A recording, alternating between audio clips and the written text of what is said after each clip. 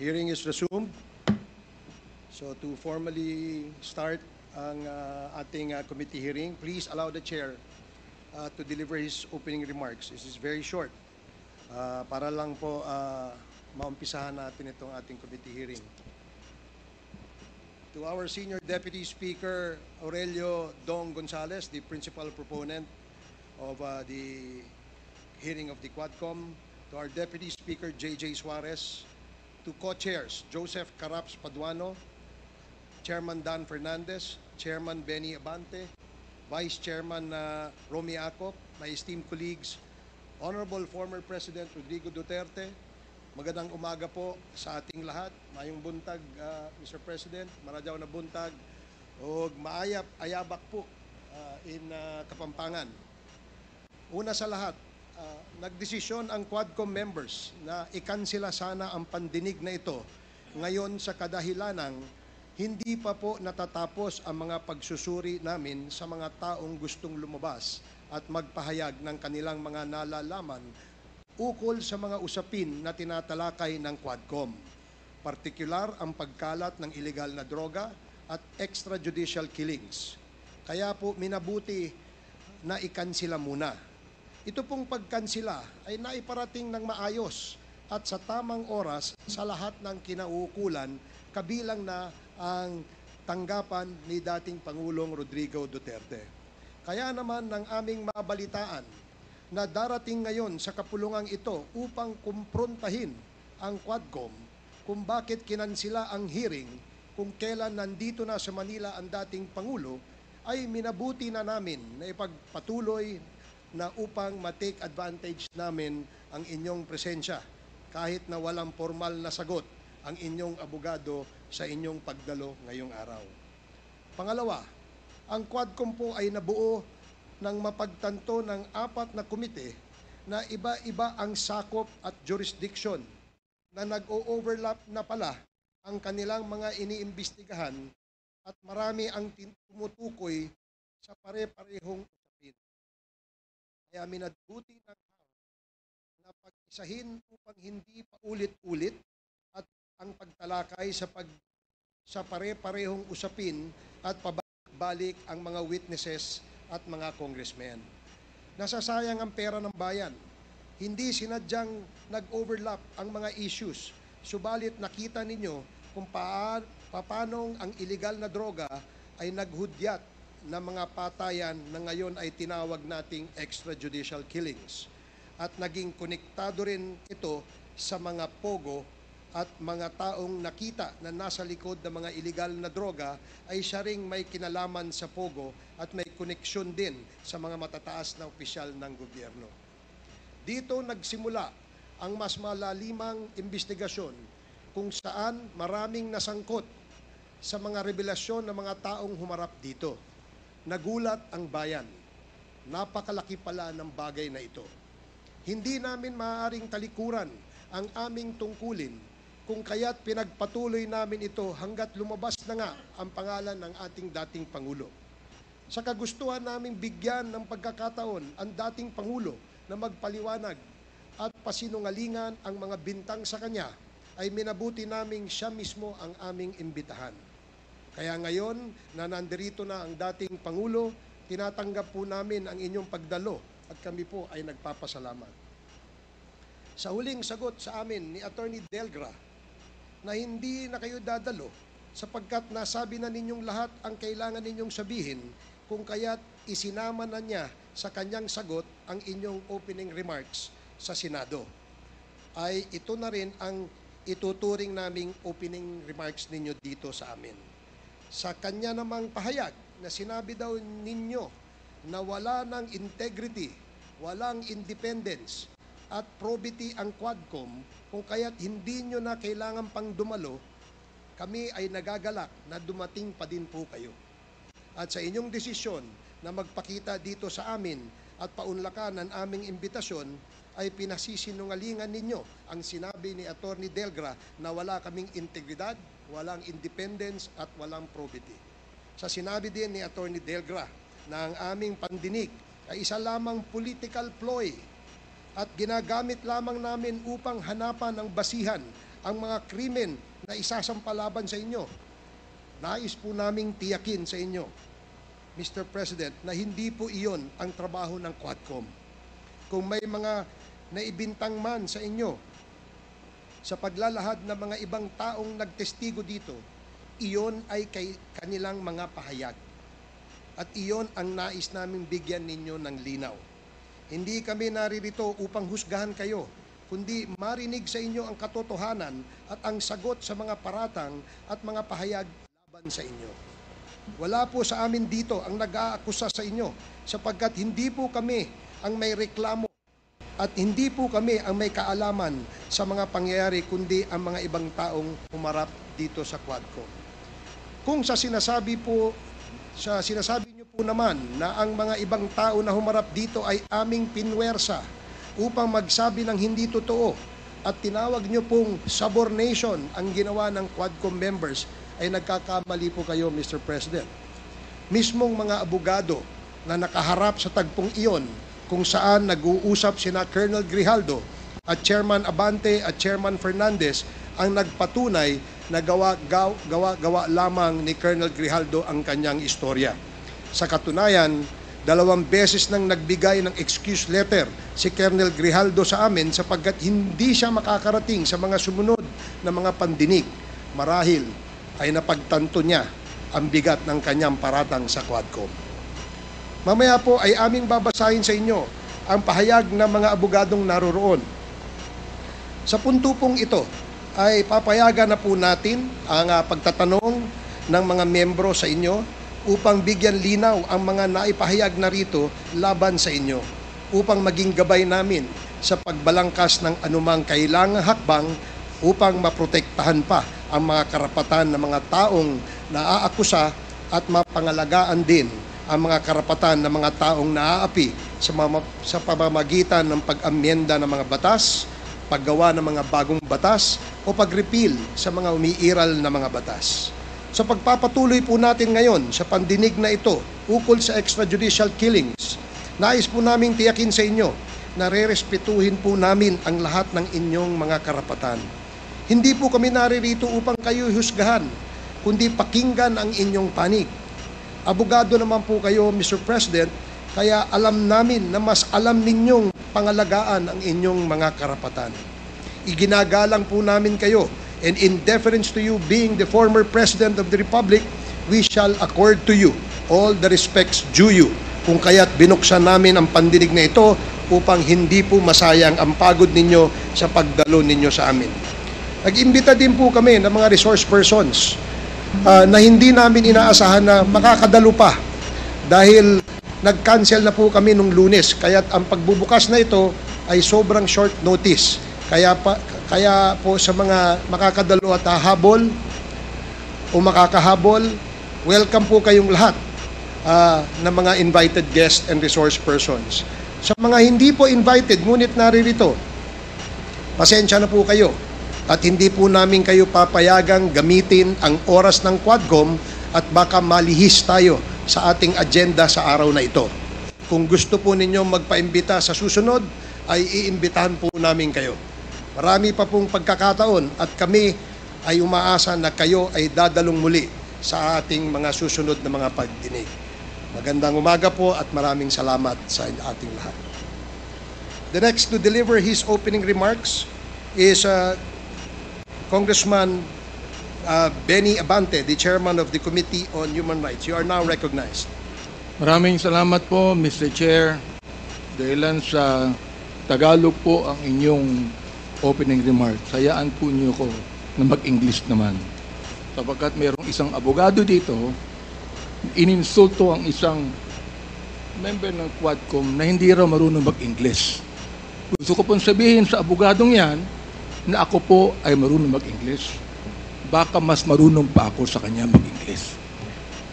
Ito po ang opening remarks ko sa ating Senior Deputy Speaker, sa ating Deputy Speaker, sa aking mga co-chairs, ladies and gentlemen, colleagues, at mga kababayan. Today marks a significant development in our ongoing inquiry. Gusto ko yung abogado natin na nang insulto dito, sa isang member natin dito, makinig na mabuti at i-correct niya ang English ko kung kinakailangan. For the first time, former President Rodrigo Duterte will appear before this committee to answer questions posed by his members. I would like to begin by thanking him for his presence. Thank you, Mr. President, for coming here. Rest assured po that Congress recognizes your role as our former president, and we will extend to you the respect that the position deserves. Maraming salamat po. Respect, but not deference, Mr. Chairman. However, my friends, colleagues, let me draw a clear line here. While we should be respectful, we cannot be differential. Mga kababayan, watching today with us, it is important to stress that respect and deference are two different things. It is vital that we, as representatives of the people, remember that distinction, because our ultimate allegiance is not to any one individual, no matter how high their office. We answer to a power greater than any president. We answer to the Filipino people and to God. As Scripture reminds us in Romans 10:3, and I quote, "Since they did not know the righteousness of God and sought to establish their own, they did not submit to God's righteousness." Our fidelity belongs to the Lord alone. Our mission is to seek the truth, and we shall not be swayed from that path. As we have said time and time again, we have organized this inquiry with a solemn purpose to recommend avenues for justice to be served, seek accountability, and uncover the truth as we adhere to the rules of inquiry in aid of legislation. And inherent to this is our moral obligation to stop the vicious cycle of extrajudicial killings against our people who cannot defend themselves, to stop the blatant violations of our Constitution and our laws by scheming individuals and criminal syndicates, and to abate the social menace of illegal drugs. It is our sincere hope that the former president's presence here today will aid this objective, not hinder it. Today, we ask everyone here, including the former president, to speak openly and honestly, as this inquiry's goal is not to cast blame for its own sake, but to serve the cause of justice. Mr. Chairman, marahil po, hindi na ako nakikilala ng ating former president. Magpapakilala po muli ako.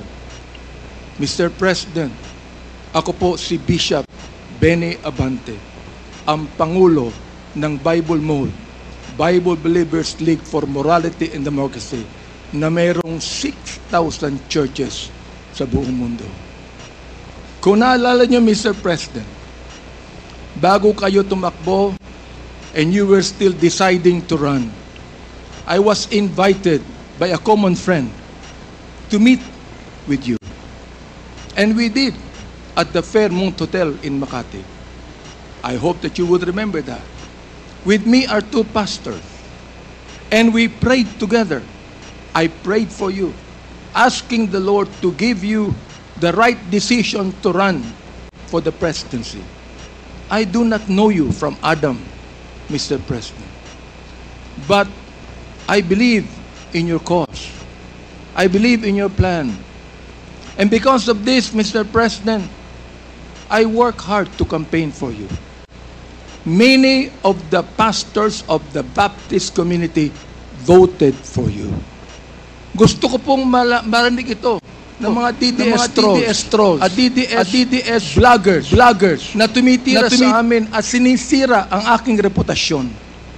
Gusto kong sabihin sa kanila, ilang boto ba ang ibinigay nyo kay former President? Ako po, Mr. President, libu-libong boto ang binigay namin sa inyo. Nagpasalamat ba kayo sa akin? Hindi. Nilapitan niyo po ba ako? Hindi. Mabuti pa, Senator Bongo, Mr. President, nagpunta sa aking simbahan at nagpasalamat sapagkat sinuportahan namin kayo at siya, Mr. President. Now, gusto kong sabihin po dito sa Quadcom na ito, ako ba'y lumapit sa inyo para humingi ng pabor? Hindi po. Ako ba'y lumapit sa inyo para magrekomenda ng justice, magrekomenda ng general, magrekomenda ng cabinet secretary? Hindi po. Hindi ako nagpunta ng Malacanang nung kayo nanunungkulan sa loob ng 6 na taon. Isang beses lang. Ako po ay nagsabi kay Senator Bongo, kung maaari na makapag-usap po tayo. Pumayag po siya.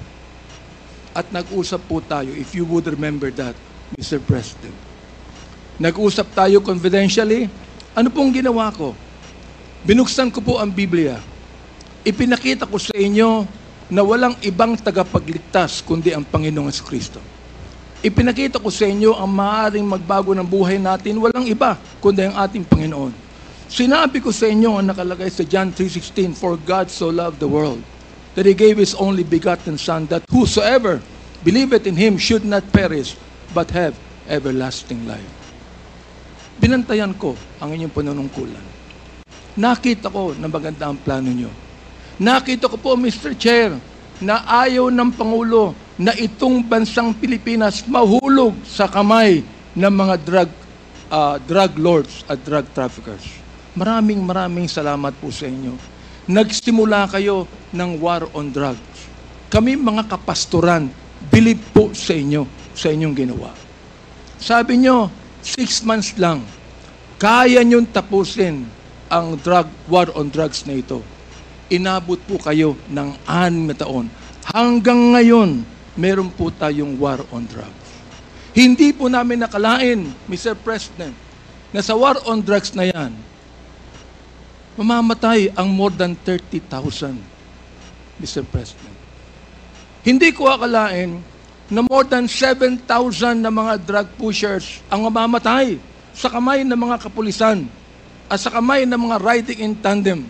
At sinabi po ng ating ibang kapulisan, at gusto kong sabihin, hindi po lahat ng kapulisan, sapagkat ang karamihan po ng ating kapulisan, mga mabuting tao, at nais protektahan ang bansang ito. Pero, ang ilang mga pulis pumatay po. At dito nag-testify ang ilan na merong reward system na inyong itinanggi nung kayo ay nag-testify under oath doon sa Senado. Ngayon po, bilang bishop po ng Bible Mode, hindi ko akalain na kinakailangan pumatay tayo ng more than 30,000 people para masugpo po ang drugs sa atin. Aba, Mr. Chair, talo pa natin ang Mexico. Sapagkat ng Mexico, nakita ko wala pang 10,000 namatay. Talo pa natin ng Colombia.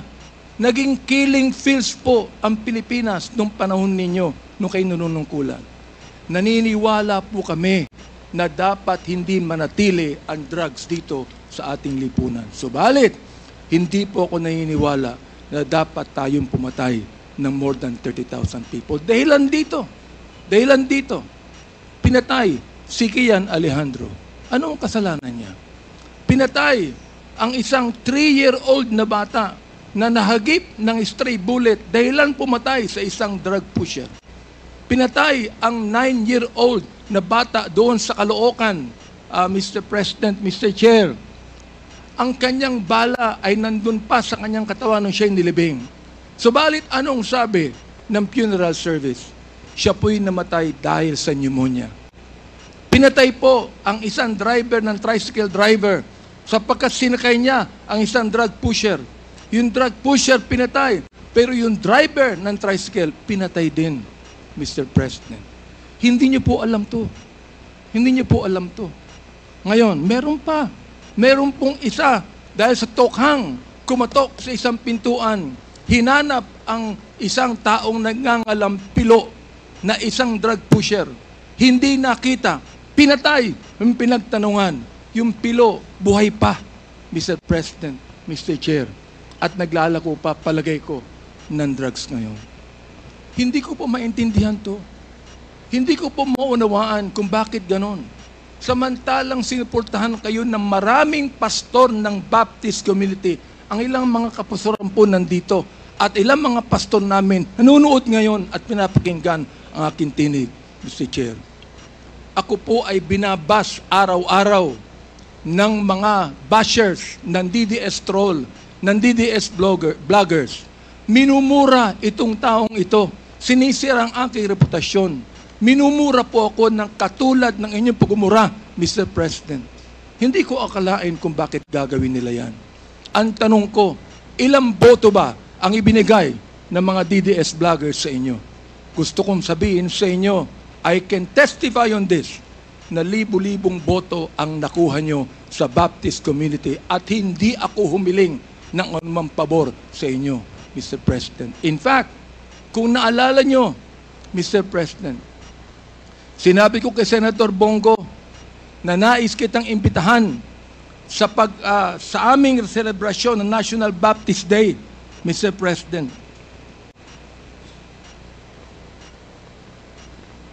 Diendo ko lang po yung pakikipag-usap na ito ni Delga sa ating presidente para po makapakinig po sa akin ng tama. Inimbitahan ko kayo. Nagpunta ho kayo, Mr. President. Doon po sa SMX, nakita nyo ang 7,000 na mga Baptist leaders na nakinig po sa inyo. Sa inyong speech, Mr. President. Oo. Doon po sa speech ninyo, sa harapan po ng mga bishop at ng mga pastor, nagmumura kayo. Pinagbigyan po namin kayo. Kahit na hindi maganda sa amin makarinig ng mura, pinagbigyan po namin kayo dahil kayo ang Pangulo at dapat namin kayong irespeto, Mr. President. Andito ho ako, nakaupo sa harapan nyo. Nagpapasalamat sa pagkakataong ito na masabi ko ng buong katapatan sa inyo ang ginawa ng more than 6,000 na mga kapastoran ng Bible Mode para sa inyong eleksyon bilang Pangulo ng Pilipinas. Nung akin pong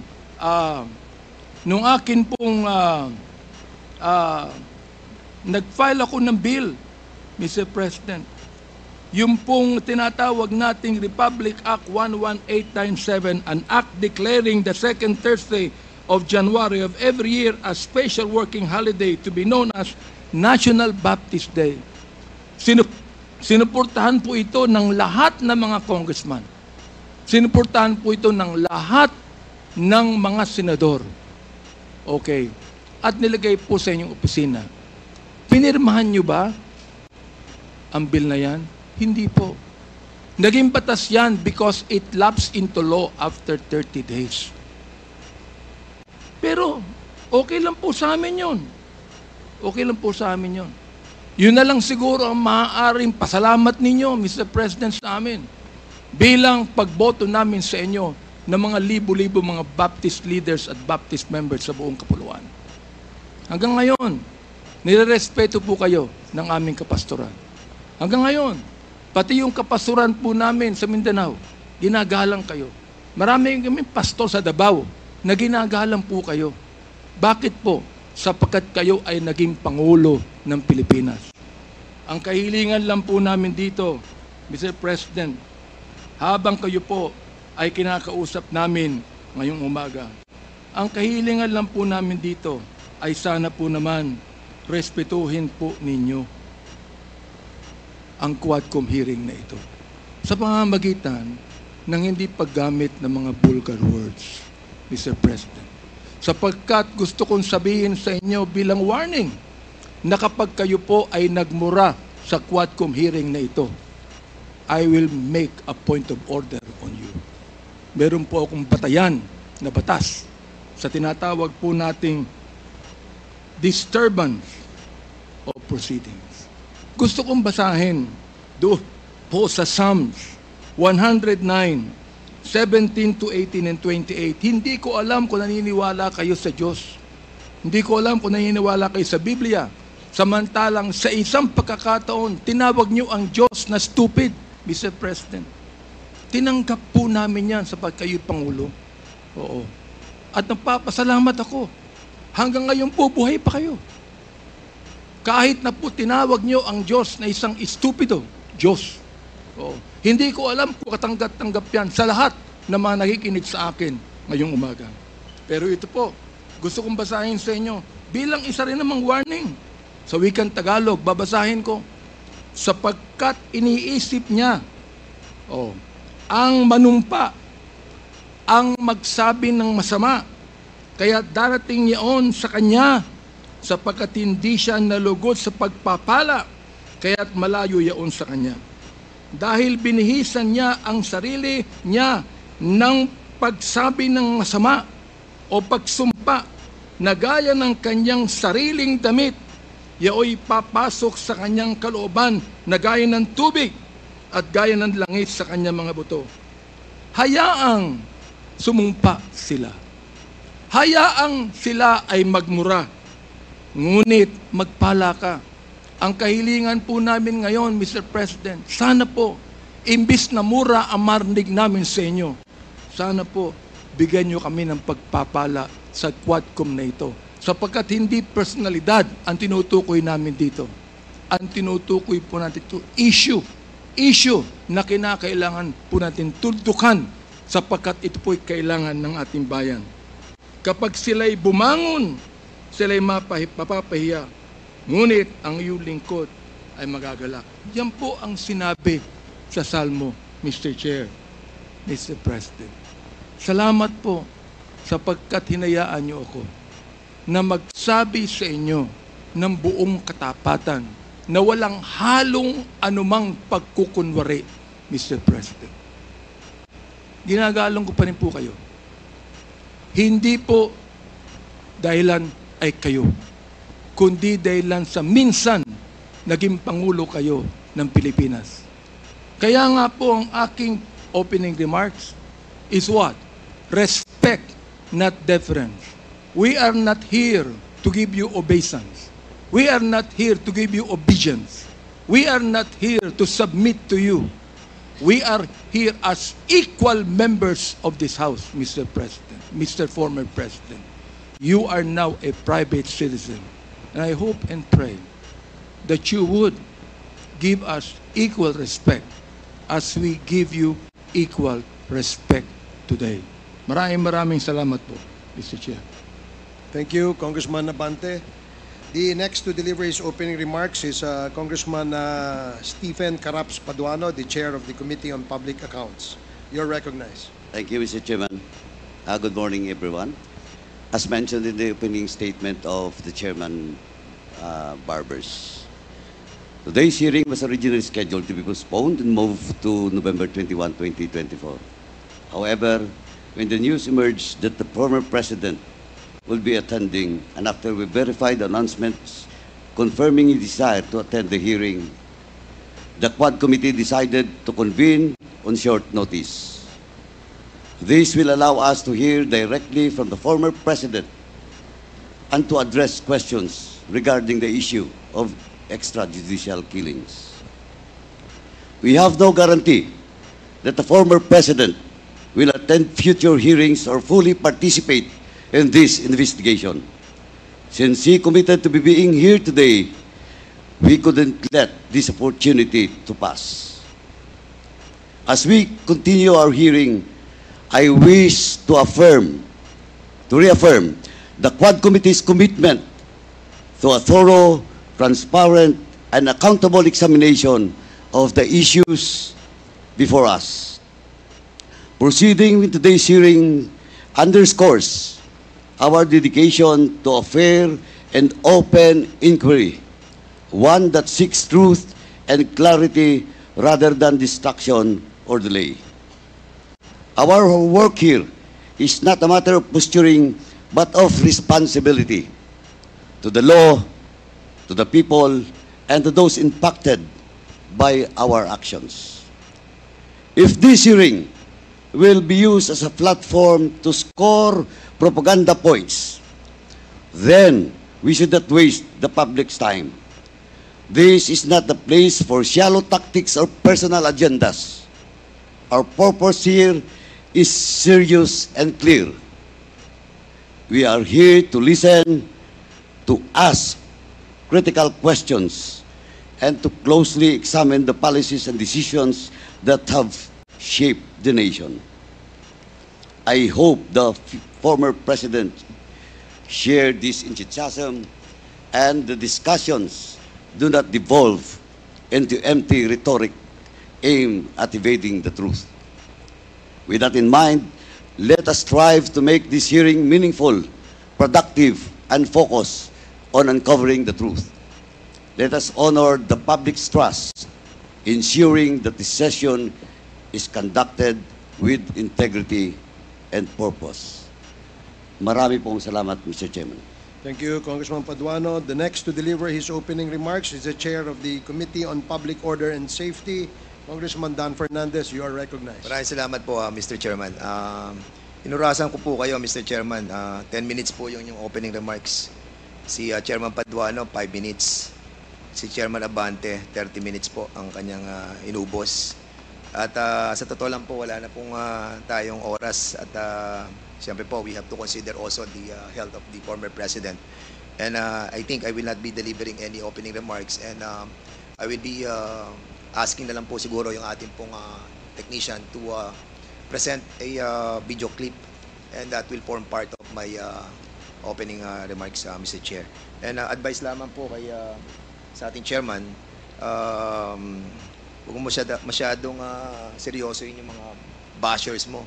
As a matter of fact, madami po talaga mga bashers, pero alam mo, mga troll farms yan eh. At huwag na lang po nating intindihin. Kung ayaw mo masaktan, no, edi huwag kang magbasa. I think we all know na marami po talaga itong mga troll farms. At yan naman po talagang ginagamit na taktika against us all. But at any rate, Mr. Chairman, ito pong bidyong ito na ginawa po ng ating pong Quad Committee ay will be form part of the committee. Before that, Congressman Fernandez, how many minutes is that video? Siguro mga ano po yan. Kung meron kang 10 minutes, meron siyang 30 minutes, meron siyang 5 minutes, 7 minutes po yan, Mr. Chairman. So, Just make sure it allow is a us. short presentation. It's a short Your Honor. presentation, Mr. Chairman. Okay, salamat po. Sige. Mr. Chair, Yes, Congressman gusto ko Abante. lang pong sagutin yung sinabi ni Congressman Fernandez. You have 2 minutes. Oh. Alam mo talagang marami, pero hindi ko binabasa yan. Hindi ko inaalala yan.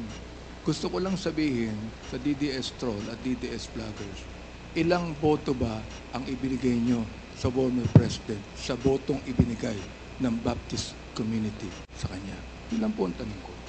Thank you, Congressman Abante. You have made your point in your opening statement. So we will now proceed. Instead of delivering an opening remarks, you said you're going to show a clip. Is that correct, Your Honor? Yes, this was created by the Quad Committee, by all the members. So let us present this video. Okay, please, the technical group, can you please play the clip?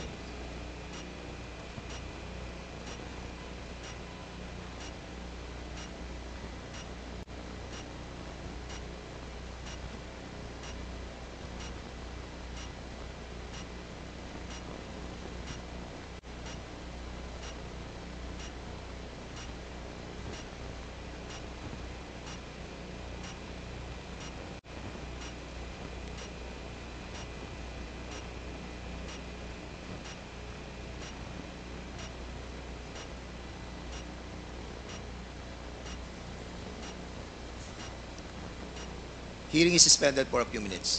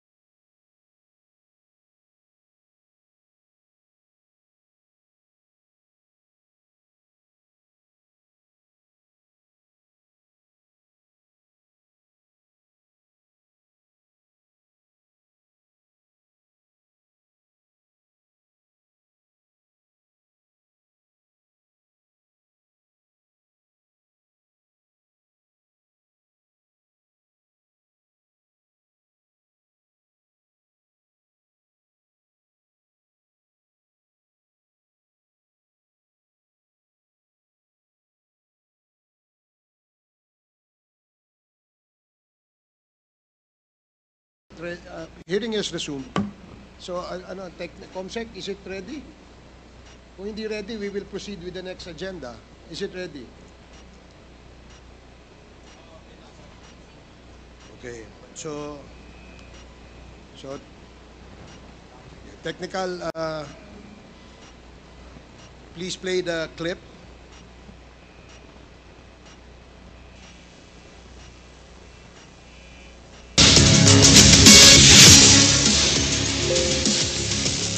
Well, see, I shoot them dead. I prefer to shoot them. Kaya may order rin na dyan. Shoot to kill. Wala akong pakialam dyan sa human rights. I don't give a shit kung anong gusto nilang sabihin. I killed about 3 of them because there were 3 of them. I didn't really know how many bullets from my gun went through inside their bodies, but it happened. Well, see, I shoot them dead. I prefer to shoot them in the heart or in the head. If you insist on a drug war, I will kill you. 8 bisis siya pumatay ng tao, tagang parang masaya siya basta may namamatay na tao. Yan ang habit niya. Kasi yung pinatay ko, medyo nag-ano rin yun eh. May galit rin yun sila sa akin. Ang nasamahan ko dyan yung sa pagkapatay, paglilibing, siguro mga 300 plus katao yung nalibing ko. Until the last pusher is out of the streets. Until the last drug lord is killed. Talagang papatayin kita.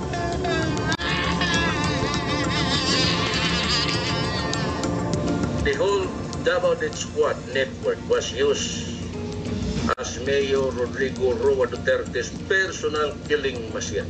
Kakinurap mo yan kung sinong sunduin kita ng helicopter papuntang Manila, tatapon kita sila. They took advantage of our blind loyalty to him and our greed for money to promote and protect his personal and political interests. I will assume full legal responsibility. Kaya ang human rights, ako ang magharap niyan, hindi naman kayo.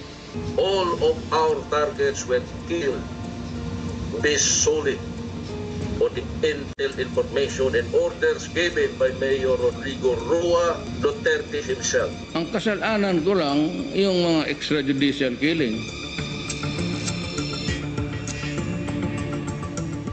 It's not a dog, my son. It's not a dog or a pig to kill like them.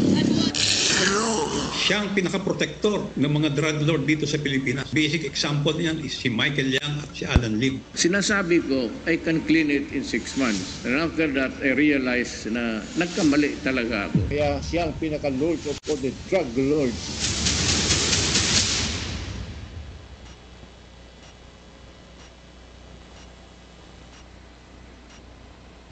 Okay, sige po. Salamat. So, we will now proceed with the next agenda. May we recognize Congressman Acop, our Vice Chair, to please discuss the ground rules for today's committee hearing. You are recognized, Congressman Acop. Thank you, Mr. Chair. I would just like to repeat the rules applicable insofar as our hearing is concerned. Only the microphone of the lead chairperson or presiding officer shall be on unmute mode at the start of the meeting. During the period of interpellation, resource persons shall be given 5 minutes each to state their position or make a presentation in the meeting. Resource persons shall not be allowed to speak or make interjections unless and until they are recognized by the lead chairperson or the presiding officer. Committee members and other House members who want to make statements or ask questions to resource persons shall register with the committee secretary of the lead committee and shall be recognized by the lead chairperson or the presiding officer on a first to register basis. Members shall be given 10 minutes each for their interpellation, excluding the answers of the resource persons. No member except the lead chairperson or the presiding officer shall be allowed to speak or make interjections during the course of the interpellation of a member unless and until recognized by the lead chairperson or the presiding officer. Any question addressed to the joint committee shall be presented to the committees separately, and the decision of the joint committee shall be the majority vote of the 4 committees. Now, insofar as the role of councils is concerned, the councils, Mr. Chair, should see to it that they should present their appearance to the Quad Committee if there are councils present, and the participation of counsel for the witness during the hearing and while the witness is testifying shall only be limited to advising on the legal rights of the said witness or resource person. Counsel for a witness or resource person shall conduct oneself in a professional manner and shall observe proper decorum. Otherwise, upon a majority vote of the members present, there being a quorum, such counsel shall be subject to contempt or to such other disciplinary action that may include censure and removal from the room where the hearing is being conducted. Thank you, Mr. Chair. Thank you, Congressman Akop. Now, the next part of the agenda is the discussion or deliberation on our administrative matters. Do we have administrative matters that we will dispose of, Chairman Paduano? Thank you, Mr. Chairman. We have at least important 2 admin matters to be discussed.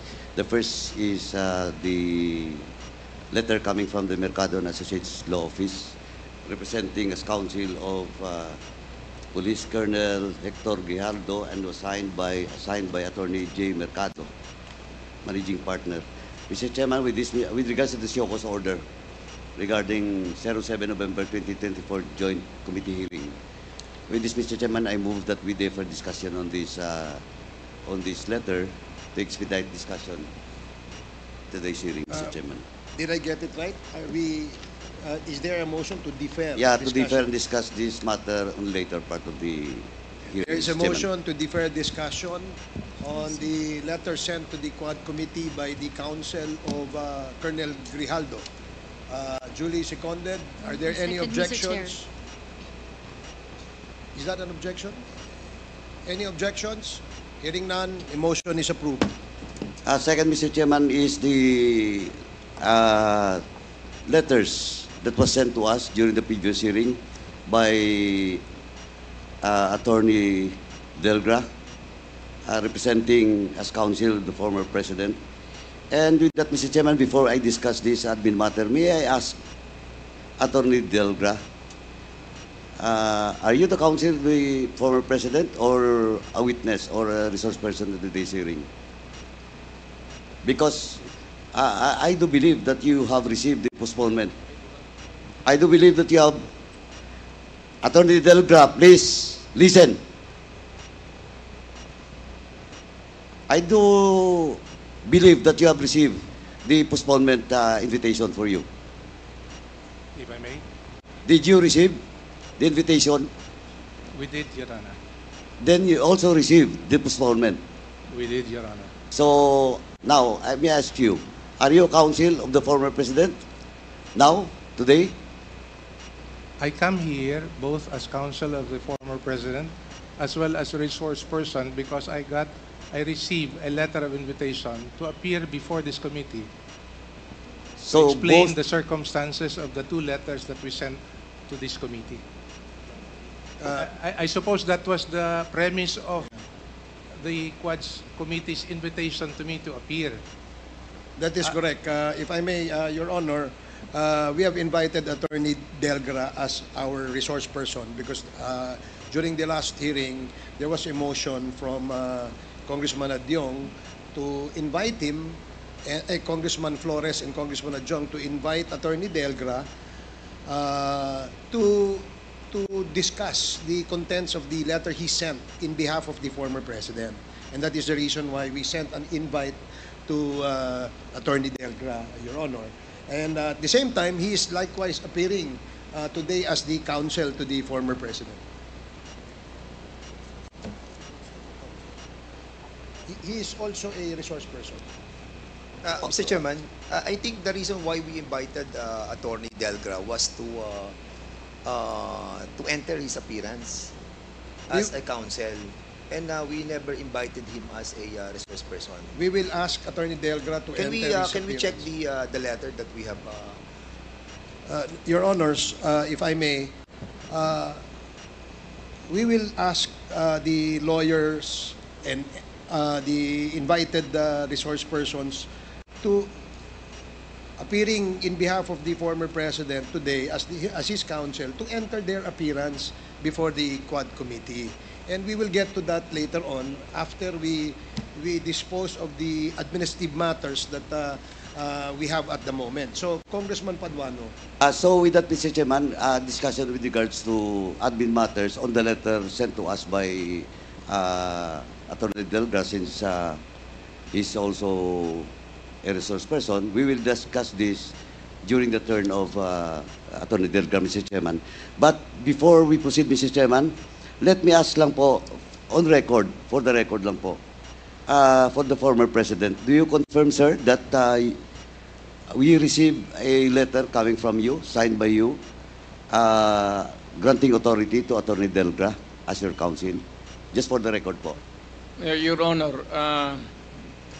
you are correct. Thank you, thank you, thank you. Thank you, Mr. President. Former President, that's only my question. We're talking about lawyers. I have two additional lawyers. Okay. Attorney Belio and Attorney Panelo. So let them have their entry. So that if they will recognize with the chairman. Thank you, Mr. President, for that answer. Thank you po. We will now ask the lawyers of the former president to enter their appearance before the Quad Committee before we proceed with the committee proper. Attorney Delgra and Attorney Panelo, please enter your appearance. Attorney Delgra. And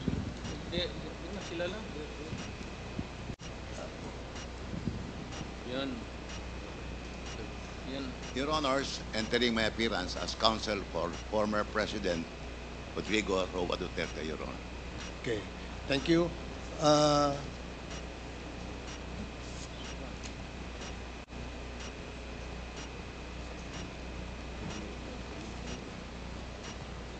Good morning, Your Honors. Respectfully appearing as counsel for the former President Rodrigo Roa Duterte. Okay, thank you, Attorney Panelo. Please proceed, Congressman Paduano. Mr. Chairman, since Attorney Delgra is also a resource person, so I will just ask the admin matters during the turn of Attorney Delgra. Okay. Thank you, Mr. Chairman. Thank you, Congressman Paduano. Now, we would like to ask our resource persons to please take their oaths before we proceed with the committee proper. I have here a list of the names of the members who wish to propound questions later on to our resource persons. So, but before that, may we ask our resource persons to please take their oath before the committee. COMSEC, please administer the oath. Thank you, Mr. Chair. All those resource persons who are attending this hearing for the first time. So, we would like to request the former president to please stand, and Attorney Delgra and nanays who are here. Hindi pa kayo naka-oath na. Yung hindi pa naka-oath. Yung pong hindi pa po nakakapag-oath, pwede pong tumayo tayo at mag-oath po tayo. COMSEC, please proceed. Okay. Please raise your right hand. Do you swear to tell the truth, the whole truth, and nothing but the truth in this congressional inquiry, so God may help you? They said in the affirmative, sir. The oath has been administered. Thank you very much to our resource persons. Thank you very much, COMSEC. Now we will proceed now with the interpellations. I have here a list of names of the members who wish to ask questions. The first to follow the tradition of the House, where we give the first crack of asking questions, is from the member of the minority. Congressman Arlene Brosas, you are now recognized. You have 10 minutes. Thank you, Mr. Chair. Maraming salamat, Mr. Chair. Magandang umaga po sa ating lahat. Mr. Chair, first of all, siguro i-reiterate ko lang yung kaninang sinabi ni Chairman Benny Abante na we would like to remind na wala sanang mga Excuse salita. me, Congressman Brosas, I'm sorry. This is a oversight on my part. Meron pa hong nasa agenda. I am really, really sorry, Congresswoman Brosas. We have invited members from, what group is this, DSJJ? May I have the list of the names? So, bigyan po namin kayo ng pagkakataon na magsalita, pero 2 minuto lamang po. Kung maaari, iksian nyo po kasi po ayaw po nating tumagal bago po tayo mag-proceed sa ating pagtatanong. So the first, who's going to be recognized first?